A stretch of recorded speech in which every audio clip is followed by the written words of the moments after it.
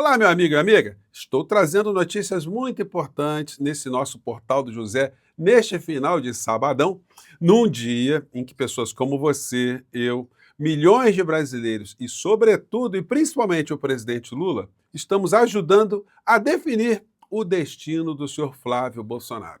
Não que nós estejamos preocupados com o futuro dessa criatura, mas ao definirmos o futuro do nosso país, como consequência, o destino dele está apenas entre duas hipóteses: ou a cadeia ou uma fuga humilhante aqui do nosso país. Mas como as autoridades já estão percebendo o que está acontecendo, é possível que ele seja grampeado muito antes da sua fuga, né? Bom, vou conversar com vocês sobre o que está acontecendo, porque tivemos pesquisa hoje mais cedo do Datafolha que confirma o viés de crescimento da candidatura ou pré-candidatura do presidente Lula e um viés de esvaziamento da candidatura dessa figura, que teve agora o seu irmão mais uma vez envolvido em mais um escândalo de rachadinha, que não está recebendo ainda os holofotes que deveria receber, mas nós vamos aqui trazer algumas informações para complementar esse sabadão. Antes de entrar nos temas, quero convidar você que chegou agora ao nosso portal para que você se inscreva aqui se você não foi inscrito. Se você for inscrito, confira a sua inscrição, tá? Você que é muito bem-vindo, muito bem-vinda. E não esqueça de compartilhar os nossos vídeos, dar seu joinha e de sempre ler o primeiro comentário aqui do nosso portal, porque tem um abaixo-assinado muito importante ali e também tem o seu link ali para você que está contribuindo aqui com a nossa pré-campanha para deputado federal. Aliás, eu acabei de voltar aqui do Rio de Janeiro, da Praça 15, num dia muito legal que eu conversei com muitos empreendedores, pessoas nas ruas, pessoas que me reconheceram. Foi muito legal com uma equipe de TV, graças ao apoio que vocês já estão dando, tá legal? É muito legal, é muito gratificante, olha, e estão deixando a gente sonhar, hein? A gente vai fazer muito barulho aí pela frente, tá bom? Mas vamos aqui aos temas e depois eu falo com vocês sobre mais algumas informações dessa minha jornada pelas ruas. Neste domingo de manhã cedo eu vou mostrar para vocês algumas cenas gravadas, né?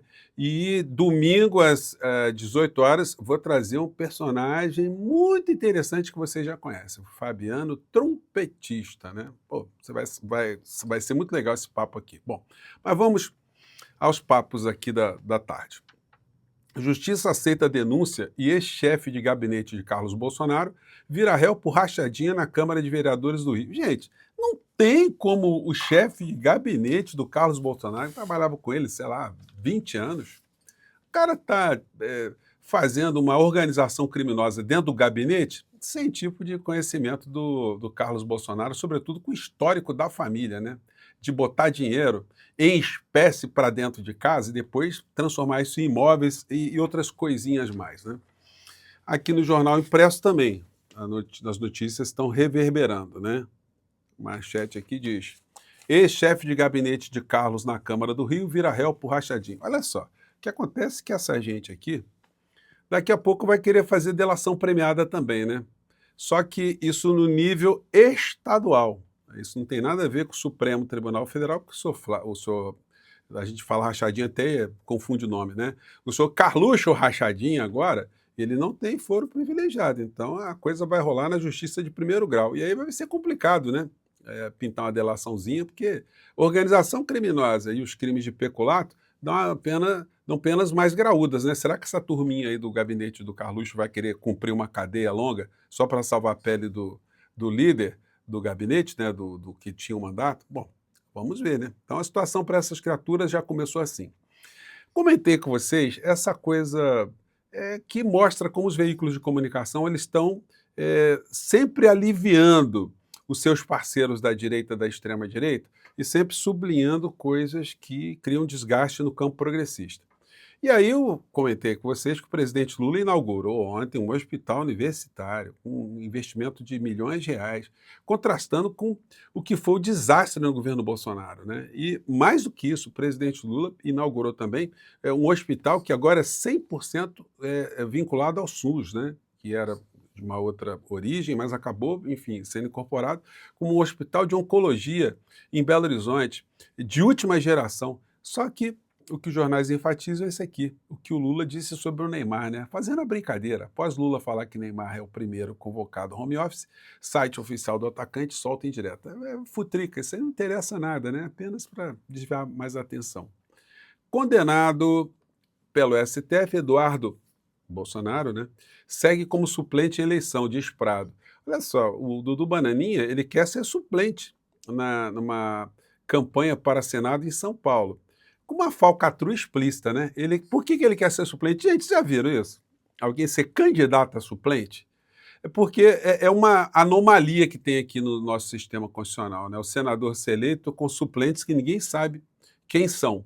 Normalmente não, já aconteceu muitas vezes no Brasil, de pessoas com mais popularidade, mais projeção, se elegerem e depois quem bancou a campanha acabar ocupando o lugar do eleito, porque foi o financiador. Então funciona ali o candidato principal como laranja. Então o que o Dudu Bananinha está querendo? Está querendo um laranja. Bota um laranja para disputar a eleição, aí o laranja sai, renuncia, assume outra coisa, enfim. Ou acontece a coisa ruim com ele, né? E aí, porque nesse mundo do bolsonarismo é complicada a coisa, né? E aí, se é que você me entende. E aí ele assumiria a posição de Senado, né? Uma coisa, uma falcatrua violenta, que já sofreu acusações dele ter vendido essa vaga dele de senador na chapa principal. Bom, a conferir pelas investigações que estão em curso ainda no Brasil. Datafolha, Lula mantém vantagem com 41% no primeiro turno contra 31% de Flávio. E no segundo turno, o Lula bate 47 a 47 a 42, por aí, eu não lembro quanto é que foi. Acho que é isso aqui, ó, Datafolha. Lula tem 47 no segundo turno contra 43 de Flávio Bolsonaro. Só que, neste momento, o viés do Lula é de dar uma estabilizada, né, com algum crescimento. E o viés do Flávio Rachadinha é o de esvaziamento. E quanto mais notícias vierem sobre o escândalo do Banco Master, mais a figura vai acabar sendo desgastada. Mas a gente está vendo coisas assim curiosas nos meios de comunicação, né? Deixa eu tirar aqui essa tela e ver aqui o editorial do Globo hoje, nesse sabadão. Eles colocam isso aqui, ó. Acho que deu para pegar, né? Suspeitas contra Wagner devem ser investigadas a fundo. Então, quer dizer, contra o senador Jacques Wagner, que tem ali alguns indícios, né? Enfim, não tem uma ligação direta dele com o Vorcaro, né? Nenhum fato mostra isso. Não que esteja defendendo Jacques Wagner, mas só para mostrar para vocês que ele, que não tem nenhum vínculo formal, está sendo investigado. E o Flávio Rachadinha, que estava praticamente no colo dele, ou o Vorcaro no colo do Flávio Rachadinha, não está sendo lembrado, né, pelo senhor André Mendonça. Mas tem um negócio, as conexões da Orcrim, do clã, se conectam. Então, como tem mais acusações contra o Dudu Bananinha, ligadas ao filme, o senhor Flávio Bolsonaro poderá ser encalacrado no meio dessa história também. Então, olha, muita calma nessa hora, tá? Ainda as coisas estão muito cedo para terem uma definição de quem é o vilão principal no meio dessa história.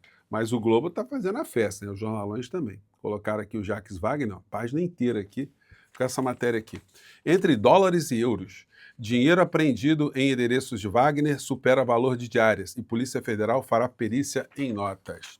Olha só, já comentei com vocês e todo mundo do nosso campo progressista, gente, é unânime. Não vi ninguém dizendo assim, o Jacques Wagner não tem que sair da liderança do governo no Senado.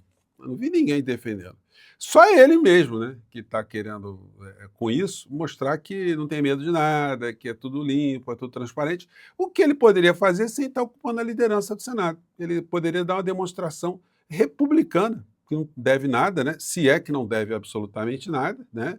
E aí, enfim, dar a volta nessa história aí e mostrar que é uma pessoa diferente do que os indícios que estão sendo utilizados estão apontando contra ele. O Flávio Rachadinha está com essa visão aqui, ó. A visão dele é essa aqui, ó. Ele acha que essa história do Jacques Wagner ajuda ele. Flávio vê chance de sair da defensiva e dividir desgaste. Em torno do senador, diz que ele deixou de carregar sozinho a crise do Master. Pois bem, o que nós devemos torcer? É para ele não parar de falar de Banco Master. Ele falar de Banco Master, exigir investigação, exigir quem é que estava fazendo trambique, quem é que levou grana, porque vai ser difícil ele escapar dessa, né? Então, enfim, tá atirando no que vê, pode receber tiros da onde não está vendo. E aí é o seguinte, diante de tudo que está acontecendo, essa pesquisa, que tá, enfim, se o Lula melhorar um pouquinho, né, se a gente conseguir fazer que o Lula tenha mais respaldo popular, pode ser que ele ganhe no primeiro turno. E aí, como diria o Ronaldinho Gaúcho, né? Aqui, ó. Eles estão deixando a gente sonhar. Eles estão deixando a gente sonhar. Então, no primeiro turno, né, seria maravilhoso, né, ter essa história. Celular de Cláudio Castro pode enterrar de vez candidatura de Flávio Bolsonaro. Não tem essa, gente. É outra linha de investigação. Essa gente que está presa no Rio de Janeiro, esses caras vão querer fazer delação premiada também. Ninguém quer ficar preso muito tempo, não. Pode ser que alguns estejam até aguardando, né, o resultado eleitoral. Do tipo, se o Flávio Bolsonaro acontecer um milagre, ele ganhar, ele talvez possa ajudar a gente. Pode ser que eles estejam apostando nisso, né? Mas depois, gente, com a derrota de Flávio Rachadinha, o que vai ter de gente querendo fazer delação de última hora vai ser um negócio impressionante, porque aí eles sabem que não vai ter condição política de haver uma reversão no futuro deles.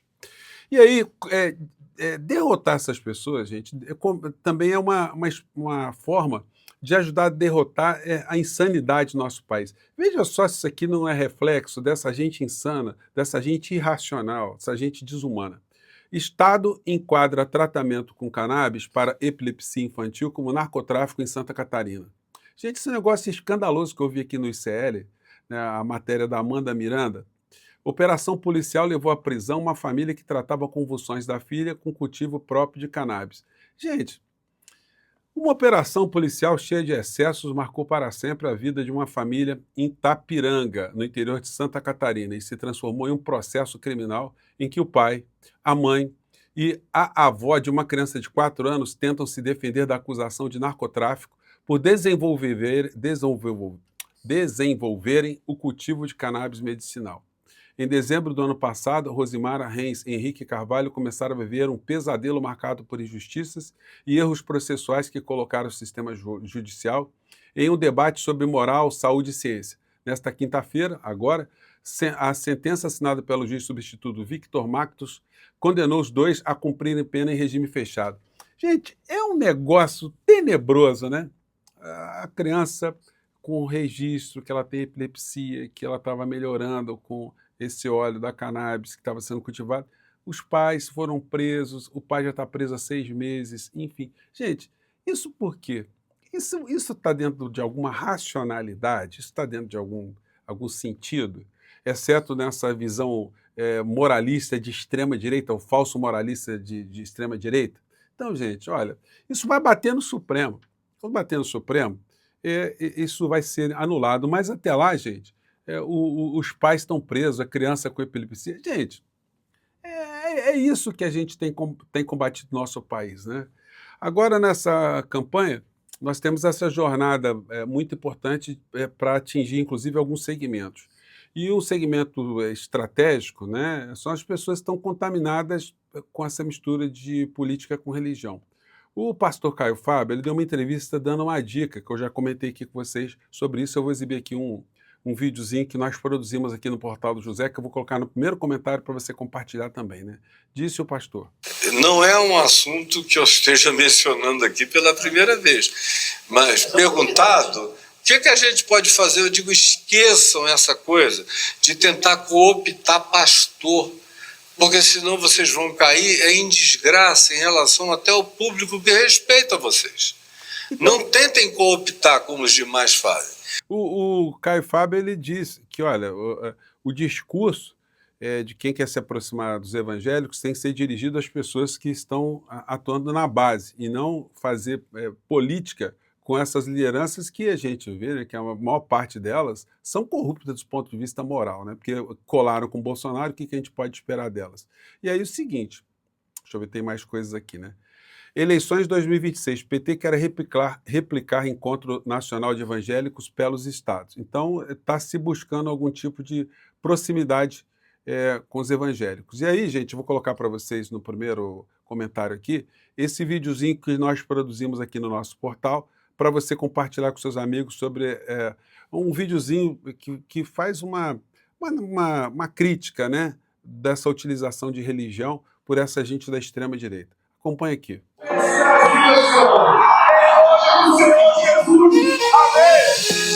É bom ver tanta gente aqui hoje. Mas não é esse povo que tem a cara de pau de pedir dinheiro para comprar jatinho? que esse povo aí não representa Jesus. Esses caras não defendiam tortura na ditadura? Eu achei que esse povo era a favor das armas. Jesus não apoiaria isso. Se diz da igreja, mas tem relação com miliciano. Sem falar do massacre em Gaza, que eles são a favor. Com a cara deles nem arde pra vir na marcha, cheio de escândalos nas costas. Eu me sinto envergonhado de ter essas figuras nefastas tentando nos representar. Ainda bem que eu já consigo perceber que o povo de Deus está começando a abrir os olhos. Mais uma vez, esses caras manipulando a fé para fins políticos. Mesmo fiéis adorando a Jesus, seus representantes políticos parecem apenas se aproveitar disso. Bem-vindos à Marcha Sem Jesus. Então, meu amigo, se você gostou, copie o nosso link no primeiro comentário e compartilhe com seus amigos, tá? E aí, para a gente fechar aqui o nosso papo, olha, obrigado a todos vocês, gente.